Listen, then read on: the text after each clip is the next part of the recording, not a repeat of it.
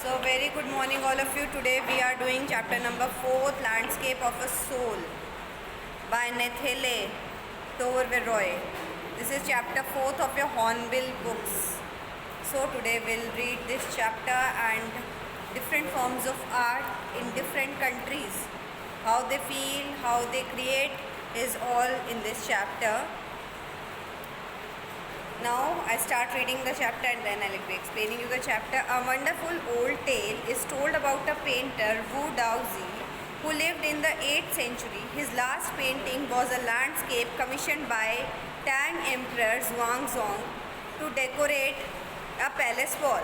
The master had hidden his work behind a screen so only the emperor would see it. For a long while the emperor admired the wonderful scene, discovering forests, high mountains, waterfalls, clouds floating in an immense sky, men on hilly paths, birds in flight. Look, sire, said the painter, in this cave at the foot of the mountain dwells a spirit. The painter clapped his hand and the entrance of the cave opened. The inside is splendid beyond anything words can convey. Please let me show your majesty the way. The painter entered the cave, but the entrance closed behind him, and before the astonished emperor could move or utter a word, the painting had vanished from the wall. Not a trace of Wu Daozi brush was left, and the artist was never seen again in this world. तो एक बार की बात है, एक Chinese artist था. Switch off the fan.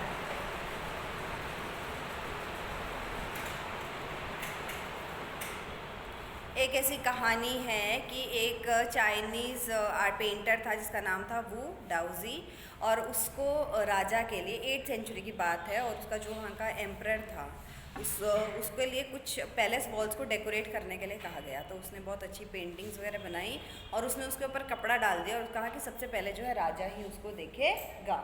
और जब राजा वहाँ गया और राजा ने देखा तो he was so much pleased to see कि फॉरेस्ट वॉल्स, ऐसा लग रहा था जैसे वो किसी गुफा के अंदर एंटर हो गया, हर तरफ पेड़, मतलब बहुत सुंदर. और फिर जो वो पेंटर वो बोलता है कि आपको पता है यहाँ पर एक स्पिरिट भी है ना, और देखो अब आप मेरे साथ इस दरवाजे के अंदर आओ. और वो पेंटर है, उसने पेंटिंग ड्रॉ करी और वो वहाँ पे क्लैप कर रहा है. तो जो उसने पेंटिंग के अंदर गुफा से बनाई उसका जो गेट है वो खुल जाता है और वो राजा को बोल रहा है आप मुझे फॉलो करो. और जैसे ही वो पेंटर पहले उसके अंदर जाता है और वो दरवाज़ा बंद हो जाता है, राजा उसके अंदर एंटर ही नहीं कर सकता है. And to the surprise of the king जो पेंटिंग है वो वहाँ से गायब हो जाती है. और उस दिन के बाद से लेकर आज तक ना ही तो उस पेंटिंग का कुछ पता चला और ना ही उस पेंटर का कुछ पता चला. They all have vanished somewhere. Such stories played an important part in China's classical education. The books of Confucius and Zhuangzi are full of them. They helped the master to guide his disciple the right direction. Beyond the anecdote, they were deeply revealing in the spirit in which art was considered. तो ये जो stories हैं ये Chinese जो classical books हैं उनके अंदर बहुत ऐसी स्टोरीज़ पाई जाती हैं, और इन स्टोरीज़ से जो टीचर है वो अपने स्टूडेंट्स के माइंड को मोल्ड कर सकता है, उनको गाइड कर सकता है. Which art was considered? Contrast to this story on another famous one about a painter who would not draw the eye of the dragon he had painted for the fear it would fly out of the painting, with an old story from my native Flanders that I find most representative of Western painting. है ना. और एक और story को associate कर रहा है कि एक पेंटर ने एक ड्रैगन तो ड्रॉ कर दिया था लेकिन उसने उसकी आंख कभी भी ड्रॉ नहीं करी. और उसका क्या तर्क था कि उसने आंख क्यों नहीं ड्रॉ करता, कि जैसे जिस दिन वो उसकी आंख ड्रॉ करेगा उस दिन वो ड्रैगन वहाँ से उड़ जाएगा, इसलिए उसने उस ड्रैगन की आई कभी भी ड्रॉ नहीं करी. And these were the representative of western painting skills का ये था. In the 15th century, Antwerp, a master blacksmith called Quentin Mestius fell in love with painter's daughter. The father would not accept a son-in-law in such a profession. ठीक है, तो एक blacksmith है जिसको कि किससे प्यार हो गया, एक पेंटर की बेटी से. ठीक है, और जो फादर है वो कभी नहीं चाहेगा कि मैं एक लुहार के बेटे के साथ अपनी बेटी की शादी करूं. The father could not accept a son-in-law in such a profession, so Quentin sneaked into the painter's studio and painted a fly on his latest panel with such a delicate realism that the master tried to swat it away from before he realized that it had happened. Quentin was immediately admitted as an apprentice into his studio. He married his beloved and went on to become one of the most famous painters of his age. These two stories illustrate that each form of art is trying to achieve a perfect illusionistic likeness. In Europe, the essence of inner life and the spirit of Asia. तो जो मतलब जो black Smith था उसने उस painter के room में जाके और उसकी जो लेटेस्ट पेंटिंग थी उसके ऊपर एक मक्खी ड्रॉ कर दी, और वो इतनी रियलिस्टिक मक्खी थी कि उस पेंटर ने उसको उड़ाने के चक्कर में अपनी पूरी पेंटिंग को डिस्ट्रॉय कर लिया। और फिर जब उसको पता चला कि ये किसने ड्रॉ करी है तो of course he married his daughter to him. तो ये ऐसी कुछ स्टोरीज़ है, इमेजिनरी इल्यूजनरी ऐसी स्टोरीज़ हैं जो हमें मतलब आर्ट के बारे में बता रही हैं। In the Chinese story, the emperor commissions a painting and appreciates its outer appearances, but the artist reveals to him the true meaning of his work. The emperor may rule over the territory he has conquered, but only the artist knows the way within. Let me show the way, the Tao, a word that means both the path or a method and the mysterious works of the universe. The painting is gone, but the artist has reached his goal beyond any material appearance. तो वो कह रहे हैं जो Chinese story थी उसके अंदर जो एम्परेंस है वो एम्प्रर क्या कर रहा है, वो उसकी आउटवर्ड ब्यूटी को देख रहा है, लेकिन जो उसका पेंटर है उसको उसकी इनर वैल्यू का पता, उसकी गहराइयों का पता है। तो जो पेंटर होता है वो नहीं चाहता कि हम सिर्फ वही देखें, एक चाइनीज़ पेंटर स्पेशली कि वॉल पे क्या बना हुआ है हम उस पर ध्यान दें, वो क्या कह रही है, वो क्या बोल रही है, उसके अंदर उसकी जो सोल तक हमें पहुंचना है। और इसी तरह से वो पेंटर पहुंचा। दो उसकी पेंटिंग भी आज वेनिश हो चुकी है, लेकिन उसने जो चाहा था वो अचीव कर लिया है। He has reached his goal beyond any material appearance. A classical Chinese landscape is not meant to reproduce an actual view as would a western figurative painting। ठीक है, अब वेस्टर्न फिगरेटिव पेंटिंग, अगर हम western में किसी को बोलेंगे एक पेंट ड्रॉ करो तो हमारे सामने एक व्यू होगा और वो सेम टू सेम हम पेंट कर देंगे, तो वो फिगरेटिव है, हमने उसको देखा और हमने पेंट कर दिया। लेकिन चाइनीज़ जो लैंडस्केप है वो ऐसा नहीं होगा। Whereas the European painter wants you to borrow his eyes to look at a particular. ठीक है, अब ये इन्होंने क्या कर दिया है कि जो चाइनीज़ है वो एक्चुअल उस व्यू को रिप्रेजेंट नहीं करता है, और जो वेस्टर्न है वो फिगरेटिव पेंटिंग करता है, जो देखा वो करा। और जो यूरोपियन पेंटर है वो क्या चाहेगा कि हम जो भी उसने ड्रॉ करा हम उसकी आईज से, मतलब वो उसके अंदर क्या कहना चाहता है हम उसकी आंखों से उसको देखें। Exactly as he saw it from a specific angle. The Chinese painter does not choose a single viewpoint. His landscape is not real one and you can enter it from any point. और जो Chinese painter draw करता है उसके landscape के अंदर किसी भी point से आप एंटर कर सकते हैं ना, कहीं से भी देख के आप कहीं से भी कड़ी से कड़ी जोड़ के उसका कुछ भी बना सकते हो, सोच सकते हो। Then travel in it. The artist creates the path for your eyes to travel up and down and then back again. जो चाइनीज़ पेंटर है वो आपके लिए एक रास्ता बनाता है, आप ऊपर जाते हो नीचे जाते हो फिर आप वापस भी आ सकते हो, मतलब इतनी ब्यूटीफुली ड्रॉन उनकी पेंटिंग्स होती हैं।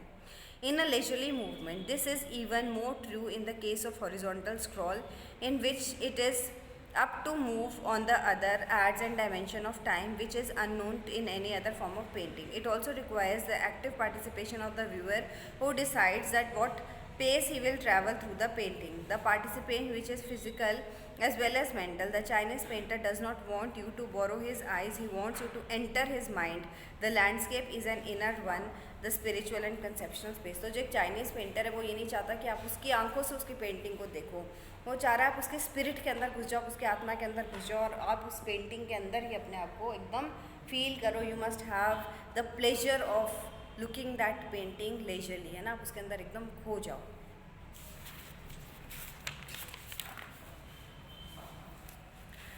The concept is expressed by Sanshui, literally mountain water. Sanshui हम सब ने टर्म सुना हुआ है, Sanshui चाइनीज़ वर्ड होता है ना, जिसको हम लक के लिए जब हम जैसे हम चाइनीज़ आइटम्स लाते हैं ना, बैम्बू ट्री लाते हैं, टॉर्टोइज लाते हैं, ऐसे बहुत सारी ऐसी चीज़ें होती हैं, विंड चाइम्स आते हैं, तो ये क्या सेंचुरी प्रिंसिपल से कहीं ना कहीं जुड़ा हुआ है। चाइनीज़ जो लक के लिए मानते हैं बहुत ज़्यादा उसको, और इसका एक्चुअली में मीनिंग क्या होता है, mountain water which use together to represent the word landscape. More than two elements of an image, this represent two complementary poles reflecting the Daoist views of the universe. The mountain is young, reaching vertically towards heaven, stable, warm and dry in the sun, while the water is in horizontal and resting on the earth, fluid, moist and cool. The interaction of yin in receptive feminine accept of the universal energy and its counterpart yang, active and masculine, is the course of fundamental notion of Taoism. What is often overlooked is an essential third element, the middle void, where there is interaction takes place. This can be compared with the yogic practice of pranayam. Breathe in, retain, breathe out. The suspension of breath is void, where meditation occurs. The middle void is essential. Nothing can happen without it hence its importance of wide unpainted space in Chinese landscape. अब Chinese जो landscape होता है उसके अंदर दो चीज़ें हमेशा होगी, एक तो माउंटेन्स होंगे और एक वाटर। वो दो चीज़ें ज़रूर शो करेगा। जो माउंटेन है वो मैस्कुलिन पावर को शो करता है, जो वाटर है वो फेमिनाइन पावर को शो करता है। और सबसे जो इम्पॉर्टेंट चीज़ है जो उसके बीच के अंदर जो कनेक्शन हो रहा है ना उसके अंदर वाटर और माउंटेन्स के अंदर या स्काई, उसको उसने बहुत ही स्पिरिचुअल माना है, उसको योगिक माना है। उसको जो हम इनहेल और एक्सेल कर रहे हैं उससे उसको वो कहीं ना कहीं और तुलना की जा रही है उसकी। This is also man finds a fundamental role in that space between heaven and earth. He becomes a conduit of communication between both poles of the universe. His presence is essential even if he is not suggested. Far from being lost or oppressed by the lofty peaks, in his Francis Cheng's wonderful expression, the eye of the landscape, है ना। तो वो कह रहे हैं इसी तरह से जो आदमी है वो कौन है, वो उस वाटर और उस माउंटेन के बीच के अंदर है ना। हम मतलब हमारा of course we all are moderns, we have to die one day, but still our presence can not be neglected on this earth. तो उसी तरह से जो वाइट पार्ट उस पेंटिंग के अंदर छोड़ा गया है, that also reveals a great many things that can not be ignored in the painting. So now एक और इन्होंने जो आर्ट के बारे में थोड़ा सा बताया, हम रीड कर लेते हैं। When French painter gene Dubuffet mooted the concept of art brut in 1940s, the art of untrained visionary was the minority interest. From the almost wild beginnings, outsider art had gradually become the fastest growing area of interest in contemporary art internationally. This sneer is described as the art of those who have no right to be artists as they have received no formal training yet show talent and artistic insight. Their works are a stimulating contrast to a lot of mainstream offerings. Around the time Dubuffet was propounding his concept in India, an untutored genius was creating paradise, है ना। एक untutored जिसने कभी भी शायद formal training नहीं ली किसी भी आर्टिस्टिक स्किल की, लेकिन उसने एक जन्नत इंडिया के अंदर बना दिया। वो कौन है? Years ago, a little patch of jungle that had been clearing to make himself a garden sculptured with stone and recycled material is known as the world today as the Rock Garden at Chandigarh, है ना। तुम में से बहुत से लोग rock garden जा चुके हो, है ना। तो क्या है, वो वेस्ट मटेरियल से बनाया गया है। एक जंगल के एरिया को साफ़ करके वहाँ पे रॉक्स भी कौन से एकदम जो टूटे फूटे जो बचे कुचे जो रॉक्स होते हैं और जो वेस्ट यूज्ड मटेरियल है डिस्पोज्ड ऑफ, उससे वहाँ पे रॉक गार्डन जो है बनाया गया है। Its 80-year-old creator, director Nek Chand is now hailed as India's biggest contributor to outsider art. The fifth issue, Spring 2005 of Raw Version, a UK-based magazine pioneer in outsider art publications, features Nek Chand and his rock garden sculpture, Women by the Waterfall, on his anniversary issue's cover. The notion of art brut and raw art was the works that were their raw state as regards cultural and artistic influences. Anything and everything from tin to a sink to a broken down car could be a material for work of art, something Nek Chand has taken to dizzying heights, recognizing his art as an outstanding testimony of the difference a single man can make when he lives his dream. The Swiss Commission for UNESCO will be honoring him by the way of European exposition of his works. The 5-month interactive show Ream of Nek Chand, beginning October, will be held in leading museums in Switzerland, Belgium, France and Italy. The biggest reward is walking through the garden and seeing people enjoy my creation, Nek Chand, he says, and this was an interview of him in 2005. So I hope all of you have understood this chapter, है ना। किस तरह से art को किसी चीज़ की ज़रूरत नहीं है, हमको नहीं कि हमको बहुत महंगे महंगे इक्विपमेंट्स लाने हैं, पेंट्स लाने हैं।